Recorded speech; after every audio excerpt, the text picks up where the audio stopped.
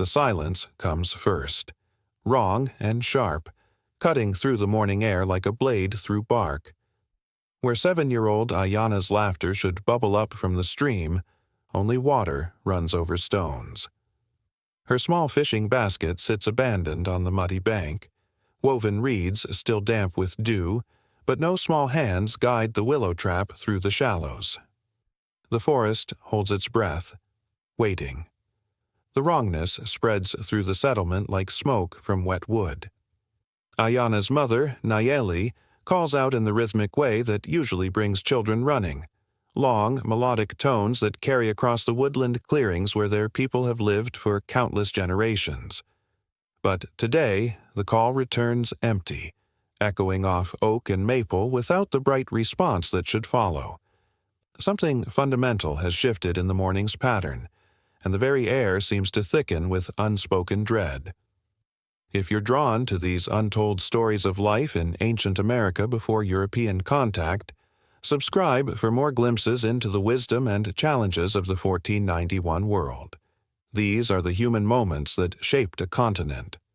The mist still clings to the creek's surface when Nayeli first notices the absence. She had sent her daughter to check the fish traps at first light, a task Aiyana has performed dozens of times since the leaves began their autumn turn. The child knows these waters like the lines on her mother's palm. Every stone that shifts underfoot, every pool where the fattest trout hide, every bend where the woven basket traps catch the current just right. She could navigate this gentle waterway in complete darkness, her small hands reading the flow like others read the sky for weather. But the sun climbs higher now, warming the bark walls of their lodge, and still no skip-step of small feet returns from the fishing grounds. Nayeli's hands work automatically at her morning tasks, grinding acorns in the stone mortar, feeding the cooking fire with dry branches, checking the water gourds hanging from wooden pegs. Yet her ears strain constantly toward the path that leads to the creek, listening for the particular rhythm of her daughter's approach, the soft humming that usually announces Aiyana's return with the morning catch. The other women of the settlement begin their daily routines around small fires that send thin streams of smoke into the still air. Children dart between the bark-covered lodges, their voices bright with the energy of a new day. Dogs stretch and yawn in patches of sunlight, then pad off to investigate interesting scents along the forest edge. Everything follows the ancient pattern, the rhythm that has governed this place since memory began. Everything except the missing sound of one small voice, the absent laughter that should rise like birdsong from the water's edge. Before the fear takes hold, the settlement moves through its established dance. Men tend small fires outside family lodges, coaxing flames to life with dried grass and patient breath. The steady percussion of women grinding grain in stone mortars marks time like a heartbeat, while children weave between cooking areas and storage pits, their feet following paths worn smooth by generations of morning games. The scent of wood smoke mingles with the earthy richness of the forest floor, creating that familiar perfume of home that speaks of safety and continuity. Aiyana's younger brother, Keme, picks at his portion of roasted nuts and honey-sweetened cakes, his dark eyes turning repeatedly toward the path where his sister should appear. He asks in the direct way of children why Aiyana delays when they might begin the morning games they always play after the meal. Nayeli's smile grows forced, though her words remain gentle. She speaks of patience, of the careful attention required to check each trap properly, of the possibility that the fish are running well this morning. But her own eyes follow the same path, watching for the familiar figure that should emerge from the green shadows any moment. The morning light filters through the canopy in golden shafts, illuminating the spider webs that stretch between branches like nature's own fishing nets. Squirrels chatter in the oak branches, their voices adding to the forest's symphony. A red-winged blackbird calls from the reeds near the water, its voice bright and clear in the warming air.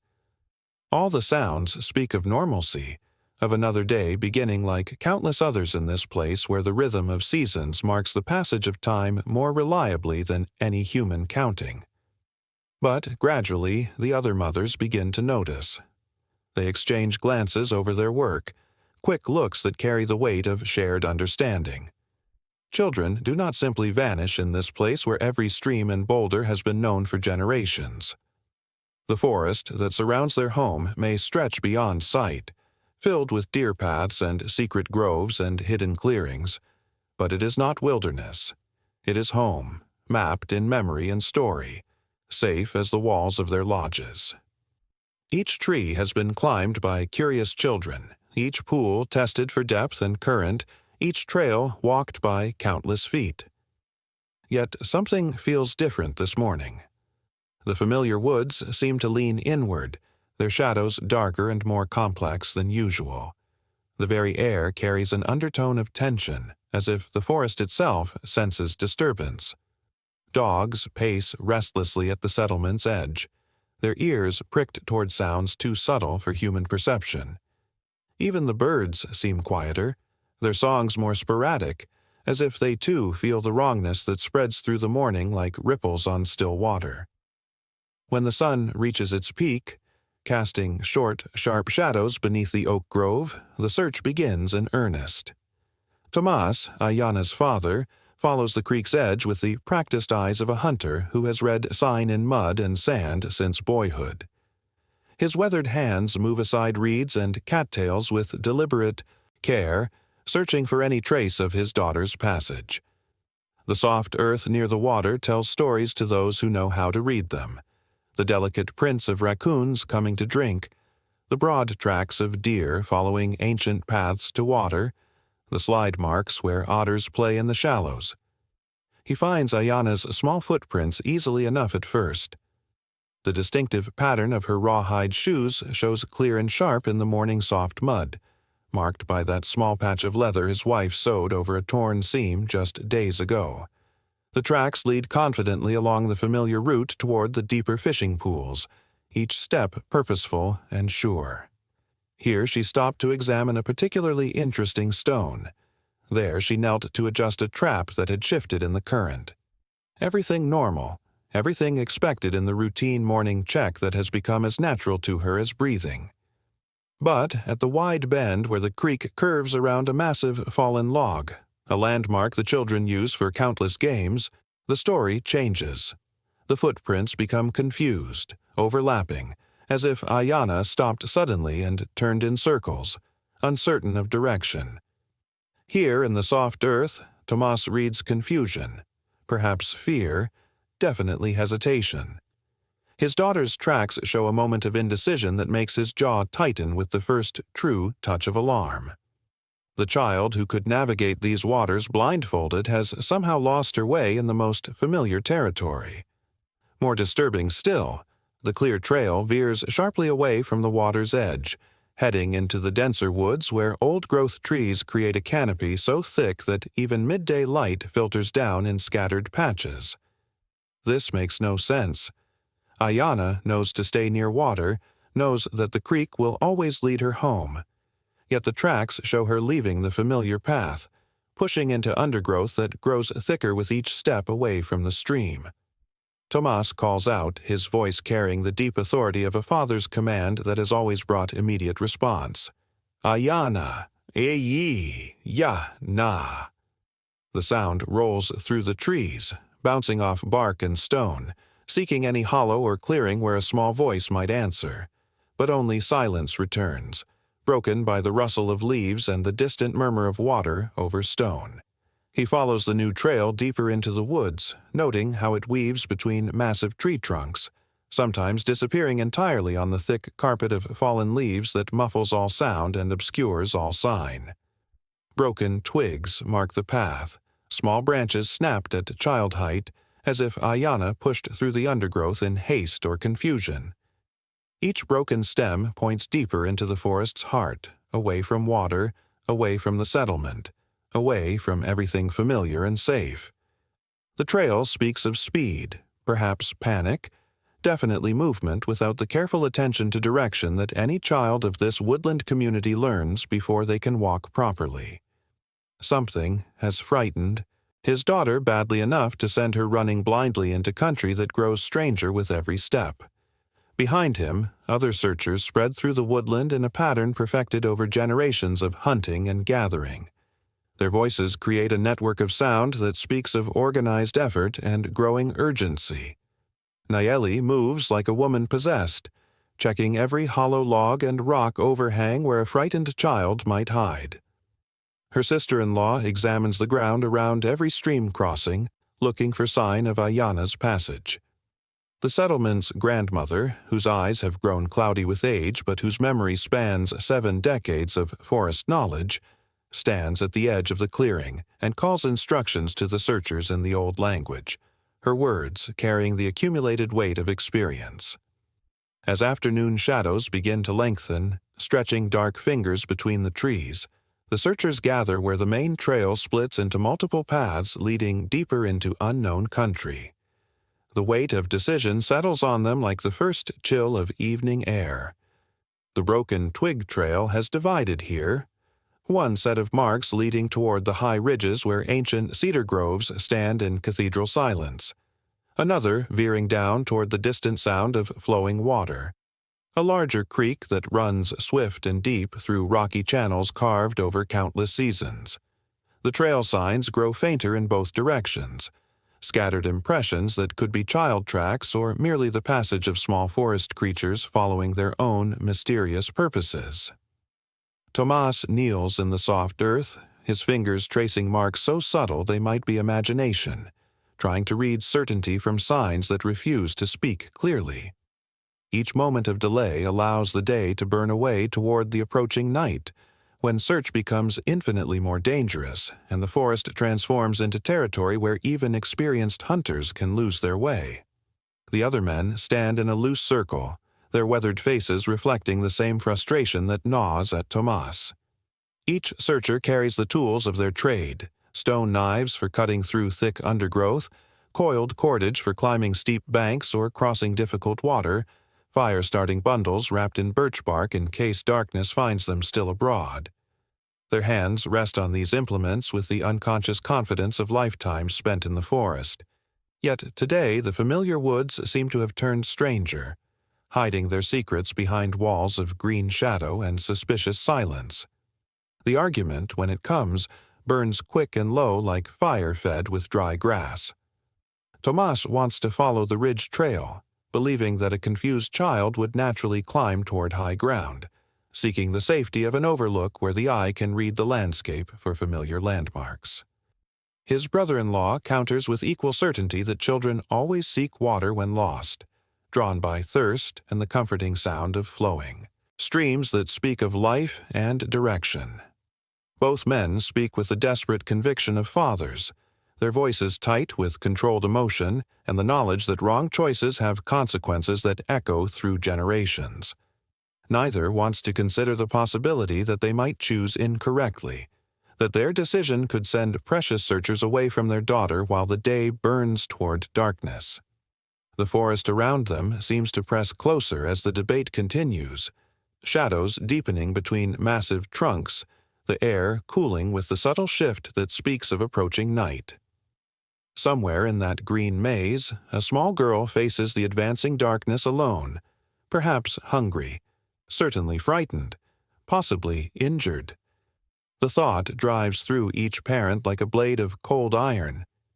Nayeli listens to the debate with growing impatience that borders on desperation. Her hands work nervously at the leather ties of her belt pouch, fingers moving in patterns that speak of barely controlled emotion. Every moment spent in discussion steals time from the search, moments when Aiyana moves farther from safety or grows weaker from fear and exposure. The mother in her wants to split into multiple beings, to follow every possible trail simultaneously, to saturate the entire forest with calling voices and careful eyes seeking any trace of her lost daughter. But the practical woman knows their numbers are limited, their time shorter with each breath, their chances diminished by indecision and scattered effort. The forest around them holds too many secrets, too many hiding places, too many paths that lead nowhere, or circle back on themselves in mazes that could trap searchers as easily as lost children.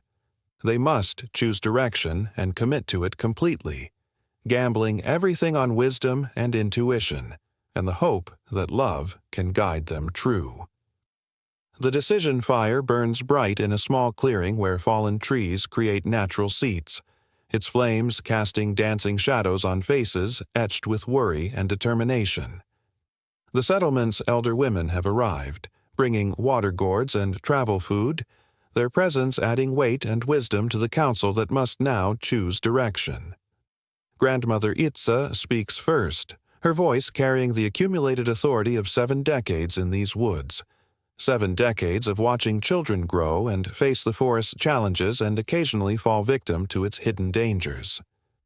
She remembers other lost children from seasons past, other desperate searches that ranged from brief afternoon scares to tragedies that left families broken and communities shaken. Her memory holds the outcomes of decisions made in moments like this, choices that brought children home safely to grateful parents, and choices that led to empty lodge places and seasons of mourning. Each story shapes her counsel, adds weight to words chosen with deliberate care. The fire pops and settles as she speaks, sending sparks spiraling into the darkening air like orange stars seeking their own paths through gathering night.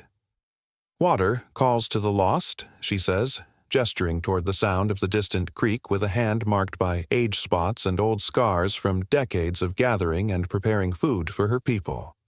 In confusion, when the familiar becomes strange, the heart seeks what it has always known to be safety. She will follow water toward home, as water always flows toward water, as lost things seek the current that will carry them back to where they belong. But the deep creek runs swift this season. If she falls...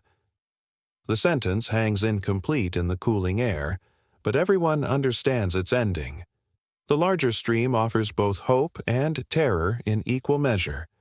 A clear path that might lead a lost child back toward familiar territory, following the natural highway that all woodland peoples use for navigation and travel. But it also represents danger in its swift current and rocky channels, deep pools that could hide small bodies and rushing waters that show no mercy to those who lose their footing on slippery stones. The creek gives direction but demands respect, offers guidance but extracts payment for carelessness.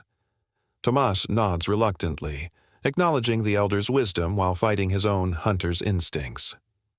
The ridge trail calls to his tracking mind, promising visibility and clear sign over ground not complicated by water-washed earth and the constant sound that drowns out subtle noises.